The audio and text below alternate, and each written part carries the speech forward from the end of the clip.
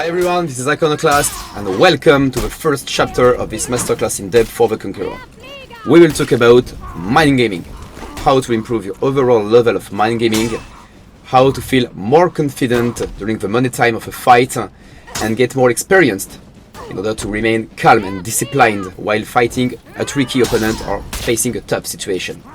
How to learn, adapt and react to your opponent. This is what we are going to talk right now.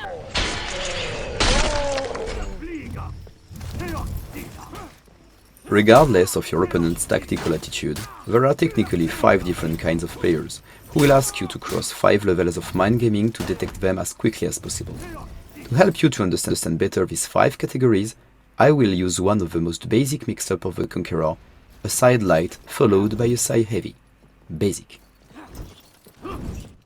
Let's start with the first category, the newbie. This player has just arrived on the game, he barely knows his moveset, performs his lights or heavies at random, he has no notion of what a frame advantage is, and is unable to read you in defense. Against this kind of beginner, just perform simple mix-up. Do not launch yourself in too sophisticated patterns, it's useless because you take the risk to get hit while he did not even do it on purpose. Just wait quietly and don't try to feint your strikes when you have the offensive advantage.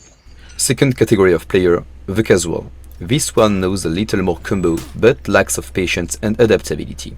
If he plays a character with a side dash attack, you can be sure that he will use it very often, because this kind of evasive skill allows him to hide the fact that he is very bad in defense when it comes to read your mix-up. He will not ask himself the question of what you will propose during your offensive phase. He just wants to recover the lead to be able to spam his shots.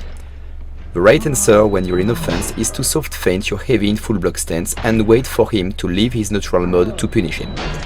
There are 3 ways to punish him. The laziest one is the flail uppercut for 20 damages. But don't forget that the stamina cost of a flail uppercut is pretty high, so don't go for it if your stamina remaining is below 40%. The second way to counter it is the parry, which guarantees 24 damages with a top heavy. And the last one, which is the most effective and smart one for me, is the superior block heavy, which will give you 22 damages mostly of the time, regardless if the side dash attack is a light or a heavy.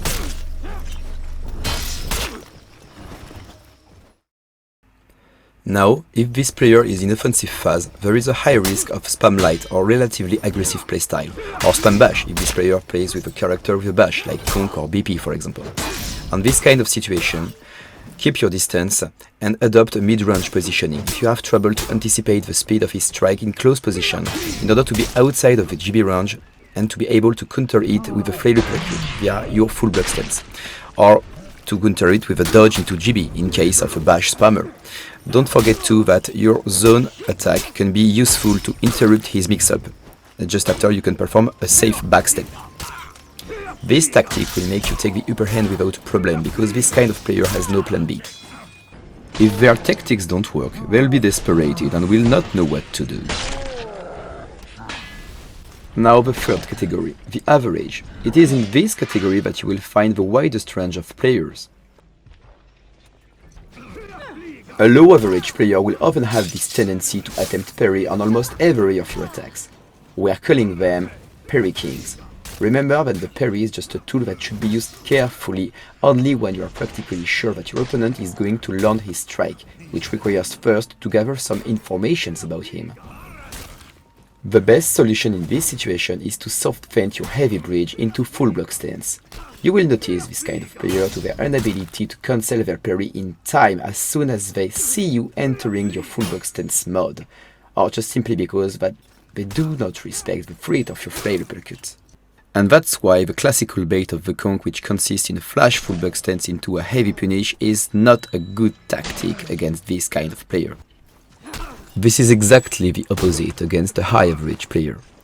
Indeed, he respects your full block stance so much, but most of the time his reflex will be to cancel his parry to attempt GB. Against him, the best solution is the bait, so flash full block stance to predict a GB, then fast heavy punish. Don't forget to trigger your heavy before the red signal of the GB on the screen. This move cannot be performed on reaction, only on prediction. Nonetheless, beware to his non-negligible faculty to adapt to your bait. If this average player falls too often into the trap of the bait, there will be a time when he will no longer respect your full block stance and instead will land his parry, which will become regular heavy in your face. Once you figure out this, treat him as a low average player and maintain your full block stance until he adapts again.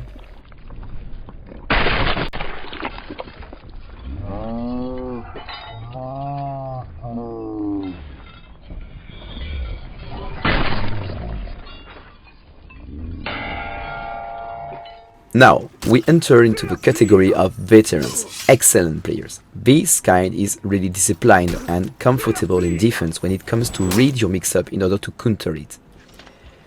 This category of players will require you to reach a second step in the development of your mix-up if you want to surprise them. Indeed, they will not fall into the trap of excessive parry or GB attempt as soon as they see a heavy soft feint in full block stance on the first phase, for example. No, of course not. They will wait patiently for you to leave your full block stance to counter you, either with a parry, a dodge, or a side dash, or blade blockade, for example. My tip in this situation is to execute a heavy soft feint into mix-up bash instead of a regular heavy. This way, you will gain the upper hand against the parry or side dash, and you will maintain your advantage to continue your offensive phase, if your stamina allows, of course. You can also perform a second heavy soft feint into full block stance in a row to catch them either with a flail uppercut or with a superior block heavy. Their fluency in defense will allow you to take the first strike quite often, so make sure to vary as much as you can your mix-up against a confirmed player, in order to offer him only tough reads in defense.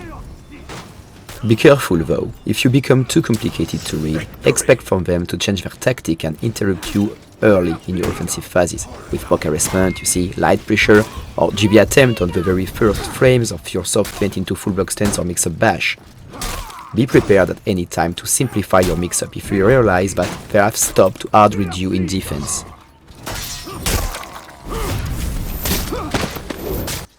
And to finish the casting, the top tier player.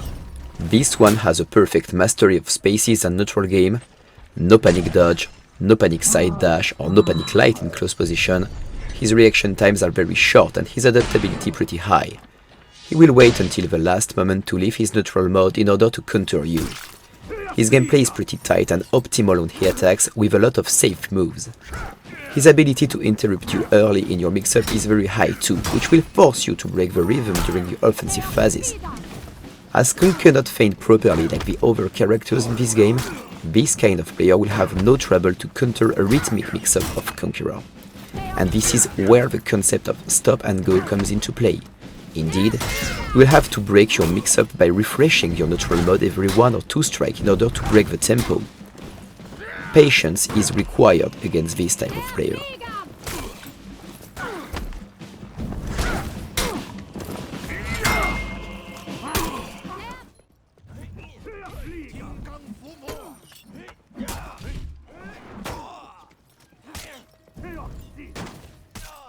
Remember guys that the key in For Honor lies in your ability to adapt to your opponent.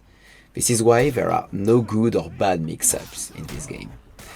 A sophisticated mix-up, for example, could be really useful against a good opponent who is able to read it, and completely ineffective against an opponent who does not care about your combos and prefer to hit randomly without having the benefit of the offensive, you see? And that's why it was really important for me to begin this masterclass with a Mindgaming chapter dedicated to different types of players. Now you know them, the goal will be to take maximum information to identify as quickly as possible the nature of your opponent. And that's why the chapter 2 will be dedicated to the scout combos as well as your positioning in order to fish for informations during the first round by using safe mix-ups. I give you an appointment for the next chapter of this masterclass, so stay tuned guys, bye!